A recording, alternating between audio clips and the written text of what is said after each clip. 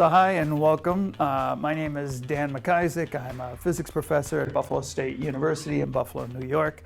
I'm going to talk very briefly about student video projects in regular physics courses. I've been doing this now for approximately 7 years, having my students make videos using their own cameras and laptops and smartphones.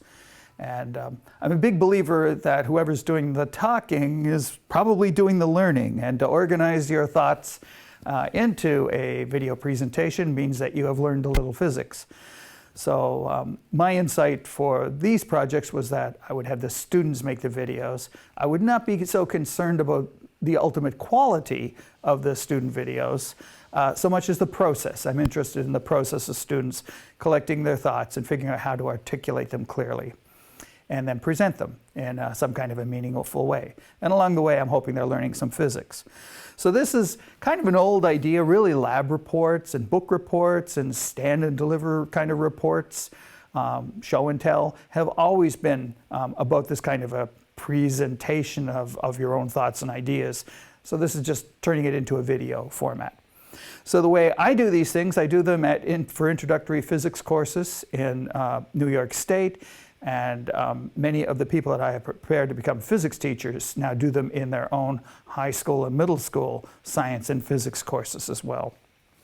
So I'm going to describe how I use it in first-year physics classes. And I have many colleagues and many other people have contributed to this, including in the diagrams and pictures, including folk from Germany and Buffalo State. Okay, so the idea here is that at the end of the course, students are going to produce an end of semester under 5-minute YouTube-like video on some aspect of physics.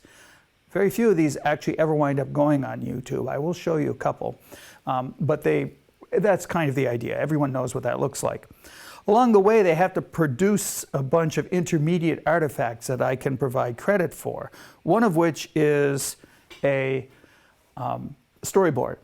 So a storyboard is like a comic book or a flip book where you describe, usually not as fancy as these particular pictures, usually just stick figures in a comic book-like format, talking about what's going to happen, what could the discourse look like, what is the basic idea that is being done, and it's evidence of planning. Okay, so this is how I grade them, rubrics drive things. We have a proposal that, for my class, this is due around week 6, so in the first half of the semester, and that's worth 10%. There's a storyboard and references due in week 8. The references are some peer-reviewed publications from the physics teacher and other online sources, or peer-reviewed sources, I should say. At the end of the course, in the last week of class, they show their video. The video should have some kind of live experiment. It should include some kind of an animation, even a really crude one, and they need to show some mathematics if they want to receive full credit. The video also needs to end with those references. And then they also have to write a short paper, a 5-page paper, plus on the back I asked them to attach a transcript of the video, which can be done by playing the video into Microsoft Word, for instance. The report has to have an abstract, a very brief overview of the presentation, edited transcript is at the back, discussion of the video strengths and weaknesses, and what would they do differently if they were asked to do it again, and conclusions and their references. So it's very common for students going through this process to produce very low quality videos for which they can receive very good grades, as long as they analyze them well. So we're not looking for Hollywood commercial style videos. Again, this article is from April 2019. Here we have some of my students here. They're making a video, going through calculations, adding some letters, taking a picture, adding some letters, animating calculations. They're copying this version, and they clearly worked it out over here on the board. So let me show you some of these videos that my students have produced. Okay, so this is one that my introductory kinematics students have produced.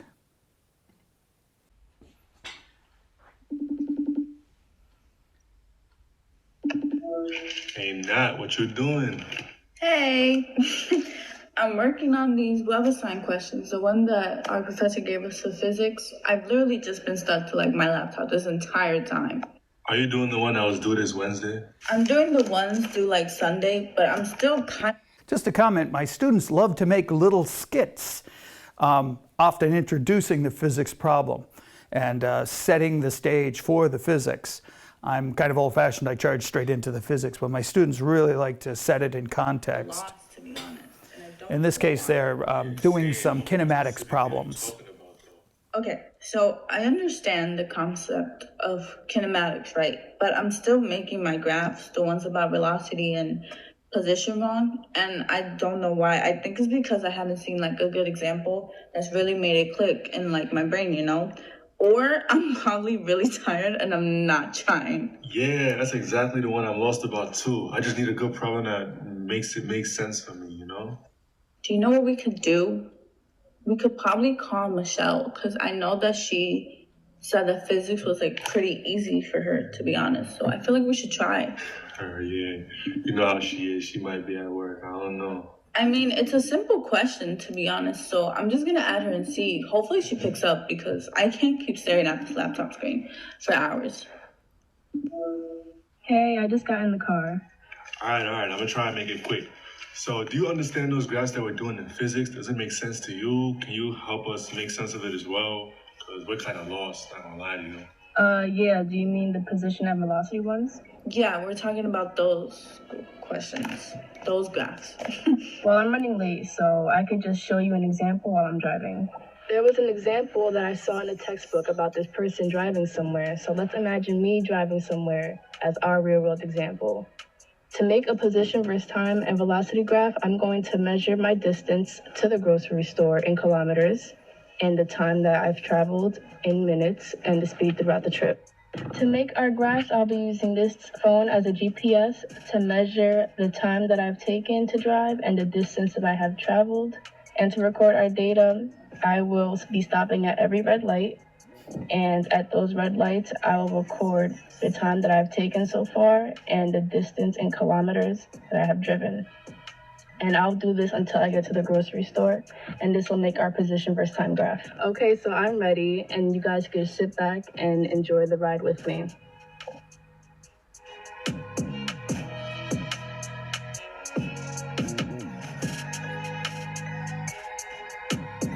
Okay, so now I'm at the grocery store. I'm gonna go back home so I can collect the same data that I collected now, and then it'll make the whole position versus time graph from me going to the store and me going back home. Okay, so let's go. So my students are all new drivers for the most part. And so this is a very big part of American culture, particularly driving everywhere. But it's it's a relevant lived experience that they have. Okay, so now I'm back home from the trip, and my total time to the grocery store and back was 14 minutes. My kilometers in total to the grocery store and back was 5.794, and my speed stayed at 20 miles per hour since I was in the school zone, and that is the limit by law. So I just try to stay as constant as possible. So with this information, So another common thing for these student-held videos is they get some approximate data that may not be exact. This is an average kind of speed. There's a lot of simplifying assumptions that are being made. So my students have some things to plot and to discuss. Very common for them to shoot a video and then wind up solving simplified problems that are related to that video, to their experience. Okay.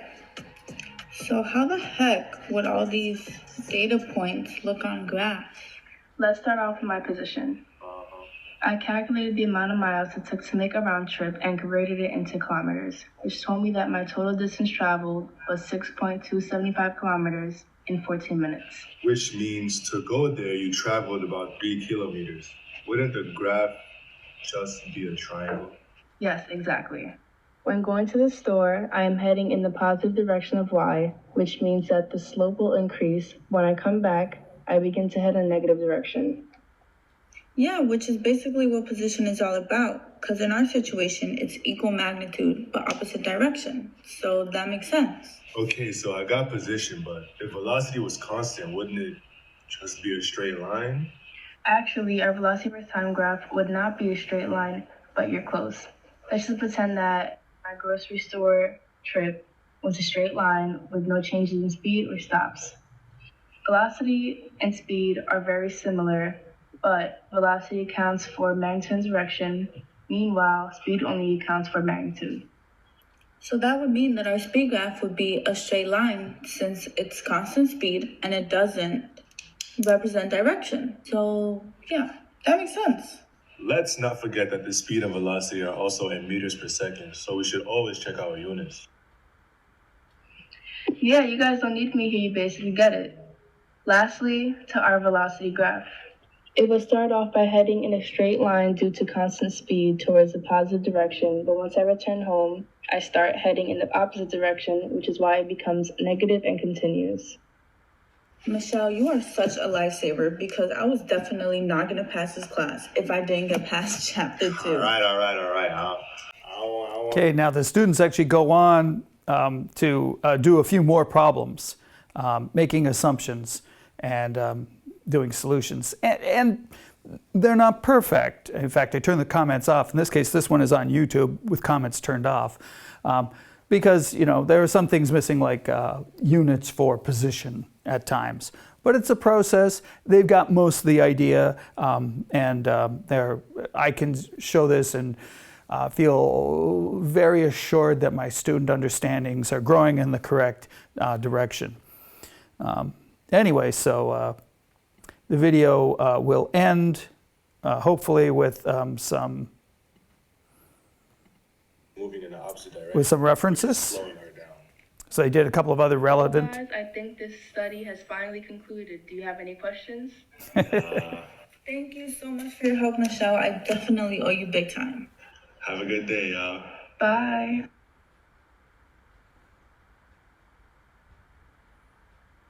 I'm hoping there's some references here. Yes, there are. So they have to have some references, including from their textbook, for instance. Here is an example of projectile motion of a volleyball. My students are doing mechanics. Many of them are sporting students. In this case, this gentleman is a bow hunter with bows and arrow. So he actually does a whole series of calculations for archery. He's obviously an avid deer hunter. This student is an avid hockey player and has played hockey competitively for many years. So he analyzes wrist shots and slap shots. Slap shots are very interesting. If you look at them under high speed, they hit the ice before the puck, and then the stick bends and re-straightens out as it passes through the puck. So it really snaps the puck hard. It's like a bowstring coming off the ice. And he has high-speed photos of that and calculations. We have videos about making videos for students. We have, in some cases, animations of things that you really can't see, like the buildup of electric fields and wires. We have videos of difficult demonstrations to do. In this case, the students are going to flex a wall and look at it with a optical lever. I'm trying to see here if I can get a picture of the apparatus. Again, they're doing a skit to introduce it. Yeah, so here is an apparatus that they have. This is actually a demo we have in the department that they basically set up and made a video of. And I think that's better than me doing the demo. In this case, the meter stick is stuck to the wall. There's a pin with a mirror here. If the wall flexes, the pin rolls. There's a laser dot on the mirror. If you throw the laser dot far enough, you can get huge deflections for very small deflections of the wall, huge deflections of the laser dot. So you can magnify something by 10,000 times, 100,000 times, 1,000,000 times, and you can see flexures in solid ceramic walls, etc., solid stone walls. Right in the middle of the mirror here, and the reflection can be seen on this wall. And so she has set this up in her room. And so when we push on the wall, Her group mates are hiding around the corner. You can measure the deflection and calculate what the wall looks like. Here is what she's done. In this case, the wall is flexed 31 microns when she pushes on it. So these are videos. In this case, it's a classic demonstration that I think made much more sense to her and her colleagues because she did it herself, and I have the video to show to other students. So yeah, and as part of doing this, my students amass a video portfolio, which again is useful if they're trying to apply to an engineering internship, if they want to go to medical school, if they want to show other people. So in some cases, they're useful beyond simply class credit. For my course, typically these things receive a total of 15% of class credit at the end of the semester.